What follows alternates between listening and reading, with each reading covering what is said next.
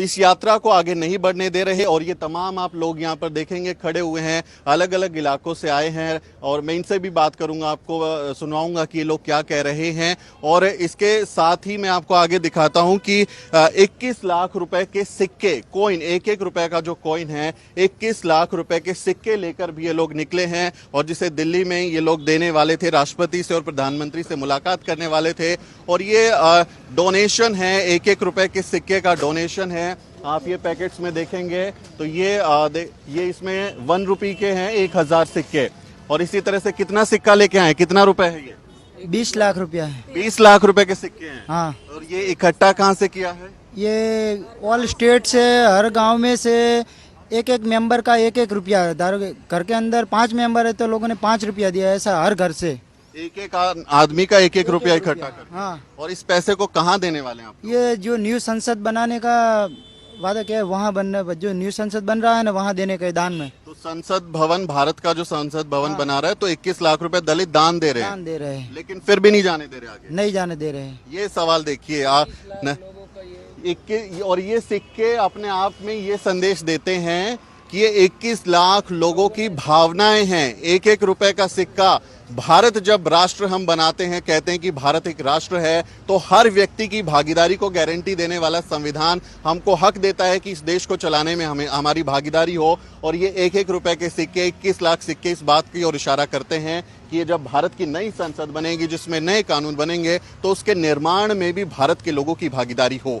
लेकिन इसके बावजूद यहाँ इन व्हीकल्स को जाने नहीं दिया जा रहा। ये गाड़ी यहीं पर रुकी हुई है और इसमें ये थैलियों में बंद सिक्के हैं। एक दूसरी गाड़ी है, वो भी ऐसे ही सिक्कों से भरी हुई है और ये लोग यहीं पर इंतजार कर रहे हैं। आपको कुछ लोगों से बात करवाता हूँ, उनसे जानना चाहते हैं कि ये सब क्या चल रहा है। आप कहाँ से आई हैं? मैं गुजरात से हूँ, नवसर्जन ट्रस्ट से। नवसर्जन ट्रस्ट से गुजरात से। तो आप इस यात्रा में कब शामिल हुई थी? मैं ये यात्रा में 1 तारीख से हुई हूँ शामिल और मैं 20 साल से काम कर रही हूँ। 20 साल से काम कर रही हैं। आपको जाने नहीं दिया जा रहा, क्या कह रहे हैं पुलिस वाले, क्या कह रहे हैं? पुलिस वाले कह रहे हैं कि हमें ऊपर से ही ऑर्डर है कि इनको यहाँ न आने दिया जाए। लेकिन आप तो कोई ऐसा खराब काम करने तो जा नहीं रहे। आप बाबा साहब की तस्वीर है, उनका सिक्का है, संसद भवन बनाने में आप पैसा देना चाह रहे हैं, फिर भी नहीं जाने दे रहे। ऐसा क्यों हो रहा है? ऐसा इसलिए हो रहा है कि वो लोग हमसे डरते हैं। हम जो सच्चाई की बात करते हैं, कड़वा सच बोलते हैं, तो उनको हजम नहीं होता है।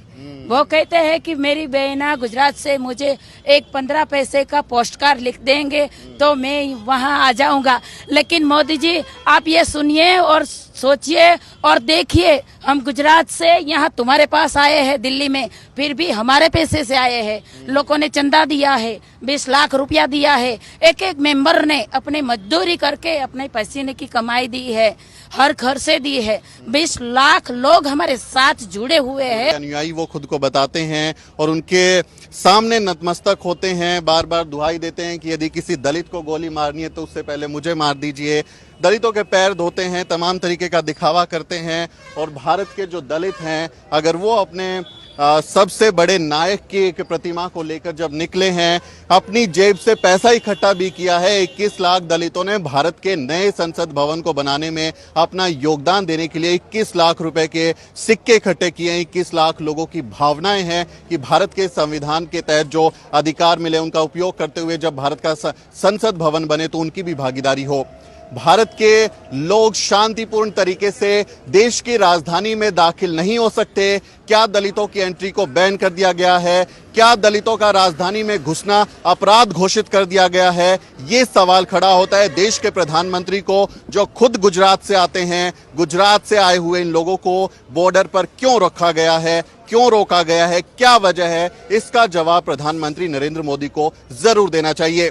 आपसे अपील है कि इस वीडियो को भी ज्यादा से ज्यादा शेयर करें। आप लिखें, ट्विटर, फेसबुक पर लिखें और पूछिए हमारे देश के प्रधानमंत्री से कि उन्होंने ऐसा क्यों किया है। जब देश आजादी का जश्न मना रहा है तो क्या दलित अपनी आजादी का, अपनी तकलीफ का बयान भी नहीं कर सकते? वो नहीं बता सकते कि उनके साथ क्या क्या हो रहा है? ये सवाल आपको जरूर पूछना चाहिए। मेरा नाम सुमित चौहान है और इस वीडियो स्टोरी में मेरी मदद कर रहे हैं मोहित कुमार। अगले वीडियो में भी मुलाकात होगी और यहाँ जो भी अपडेट होता है सीधा आप तक पहुंचाएंगे। जय भीम।